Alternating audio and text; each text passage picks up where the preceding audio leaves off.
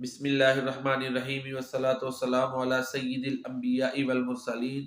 محترم ناظرین، السلام علیکم ورحمۃ اللہ۔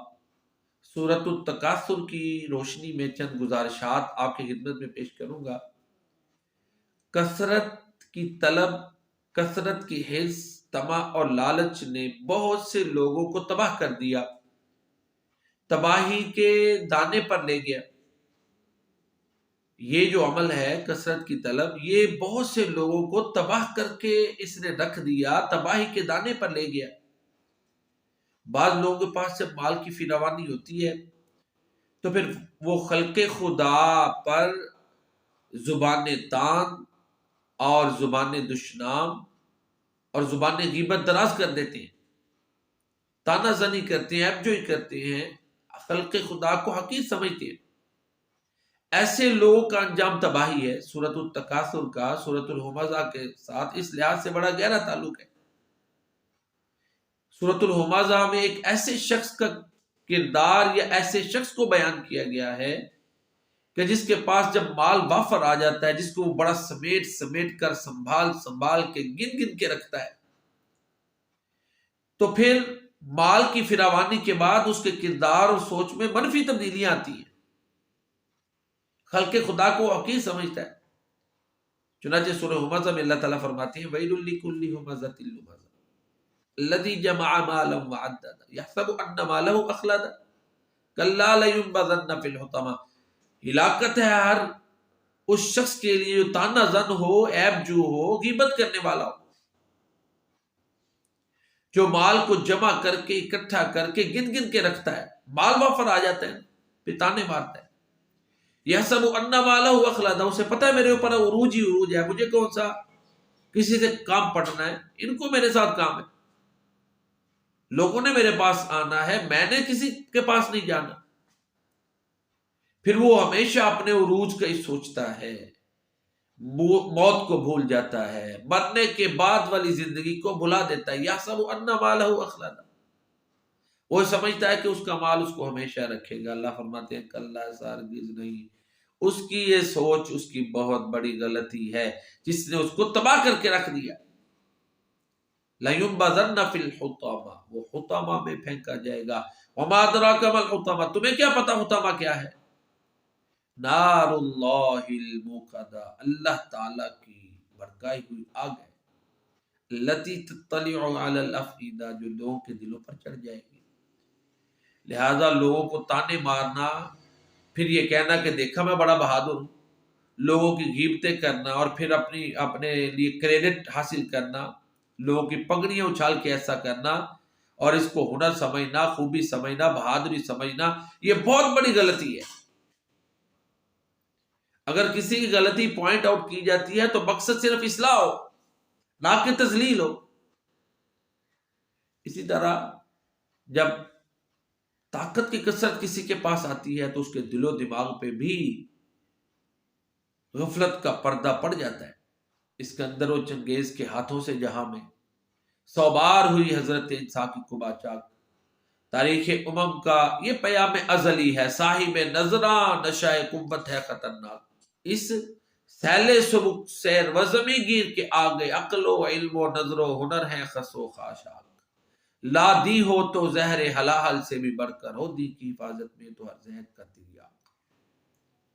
لیکن اب رہا قوت کے نشہ میں انسانیت تو درکنار، اس نے اللہ تعالیٰ کی جو قدرت ہے اس کو چیلنج شروع کر دیا تھا۔ وہ ہاتھی والے اصحاب الفیل، سورۃ الفیل یہ بھی سورۃ التکاثر کا ایک لحاظ سے مظہر ہے، عملی طور پر مظہر ہے کہ جب طاقت کی کثرت آ جاتی ہے جس کے پیچھے انسان بھاگتا ہے تو پھر اس کو سنبھالنا مشکل ہوتا ہے، الا ماشاء اللہ، جس کو اللہ تعالیٰ توفیق عطا فرمائے۔ تو اب رہا طاقت کے نشے میں اللہ کے گھر کو گرانے آیا، اللہ نے اس کو اس کے ہاتھی والا جو لشکر تھا سب کو ملیا میٹ کر کے رکھ دیا۔ الم تر کیف فعل ربک باصحاب الفیل الم یجعل کیدہم فی تضلیل وارسل علیہم طیرا ابابیل ترمیہم بحجارۃ من سجیل فجعلہم کعصف مأکول۔ سورۃ الفیل میں یہ پورا جو واقعہ ہے اللہ تعالیٰ نے اس کا نچوڑ، اس کا اخلاقی سبق بیان کر کے انسانیت کو ہلا کے رکھ دیا۔ اور پھر یہ بھی ہے کہ جب مال کی ہوس بڑھ جاتی ہے تو پھر انسان اپنے مقام کا لحاظ بھی نہیں کرتا. آگے قریش، سورہ قریش دیکھ لیں، حق سے انسان بیٹھ جاتا ہے، کمپرومائز اور سمجھوتے اس حد تک جا کے کر لیتا ہے جو اس کے دین کو خطرات میں ڈال دیتی ہے، دنیا و آخرت کو جو تباہی پہ لے جاتی ہے. تو سورہ قریش میں یہی ہے نا کہ تجارت سے قریش کی محبت نے اس طرح ان کو کر دیا کہ انہوں نے وہ اللہ کا گھر جو تھا اس کو توحید کا مرکز کی بنانے کی بجائے 360 بت رکھے تاکہ دوسرے قبائل کے لوگ ناراض نہ ہوں، اور ان کی جو اجارہ داری ہے اور مذہبی جو قیادت ہے وہ بھی قائم رہے، دنیا داری بھی حاصل کرتے رہے. لإيلاف قریش إيلافهم رحلة الشتاء والصيف فَلْيَعْبُدُوا رَبَّ هَذَا الْبَيْتِ الَّذِي أَطْعَمَهُم مِّن جُوعٍ وَآمَنَهُم مِّن خَوْفٍ. پھر کثرت مال کی محبت جب انسان کے دماغ پر غفلت کا پردہ ڈالتی ہے تو اخلاقیات کا جنازہ نکال دیتا ہے. وَيَمْنَعُونَ الْمَاعُ، چھوٹی چھوٹی چیزوں سے بھی انسانوں کی تذلیل کرتا ہے، ان کو نہیں دیتا. اپنی زائد از ضرورت اشیاء بھی انسانیت کے کام میں نہیں لاتا. تو بہرحال یہ سورۃ التکاثر کی اگلی جو صورتیں ہیں وہ عملی مظاہر ہیں جو اس کا پریکٹیکل ہیں کہ دیکھیں جب انسانوں میں کثرت کی طلب بڑھ جاتی ہے تو کس طرح غفلت کا پردہ ان کے دماغ پر، دل پر، ذہن پر، سوچ پر پڑ جاتا ہے تو پھر بہت سے لوگ تباہی کی طرف چلے جاتے ہیں. یہی بیان اللہ تعالیٰ نے سورۃ الانبیاء میں کیا ہے.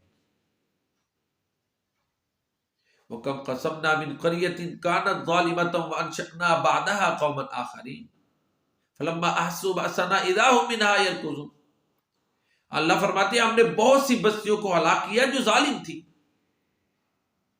ان میں شرک تھا، ظلم تھا، تعدی تھی، برائیوں میں گری ہوئی قومیں تھیں، ان کی جگہ اور قومیں آباد کر دی. جب انہوں نے ہمارے عذاب کو اللہ فرماتے ہیں محسوس کیا تو بھاگنے لگے. ہم نے کہا نہ بھاگو، وَارْجِعُوا إِلَىٰ مَا أُتْرِفْتُمْ فِيهِ وَمَسَاكِنِكُمْ، اپنی خوشحالی اور اپنے محلات کی طرف لوٹ جاؤ، اب تمہارے محلات سمیت تمہیں تباہ کیا جائے گا. وہ پیلسز جو ان کی پہچان ہوتے تھے معاشرے میں کہ فلاں کا یہ محل ہے، فلاں کا یہ ہے، جو انہوں نے پھر وہ ظلم کی آماج گاہیں بنا لیے، وہ محلات، وہ رہائش گاہیں. تو اللہ تعالیٰ نے انہی رہائش گاہوں کے ساتھ ان کو تباہ و برباد کر کے رکھ دیا. لعلکم تسألون، تاکہ تم سے پوچھا جائے گا. پہلے اور لوگ عزت و احترام سے پوچھتے تھے، رب رحمان نے ڈانٹ ڈپٹ کے ساتھ پوچھ رہے ہیں. قالوا یا ویلنا انا کنا ظالمین، جب عذاب آیا تو کہنے لگے ہائے ہماری ہلاکت، ہم ہی ظالم تھے. فما زالت تلک دعواہم، یہی وہ کہتے رہے کہ ہم غلط تھے، ہم نے یہ محلات بنائے، دنیا کی محبت میں گر گئے، پھر اخلاقیات کے جنازے نکال دیے، ظلم اوڑھنا بچھونا انہوں نے بنا لیا، پھر یہ دعوے کرتے رہے کہ ہم ہی ظالم تھے. اللہ فرماتے حتی جعلناہم حصیدا خامدین، ہم نے ان کو جلا کر بجھا ہوا راکھ کا ڈھیر بنا دیا. تو جب کثرت کی طلب انسان کو اندھا کر دیتی ہے تو تباہی پر لے جاتی ہے. یہی چیز اللہ تعالیٰ نے سورۃ التکاثر میں بیان کی ہے، انسانیت کو جوڑا ہے.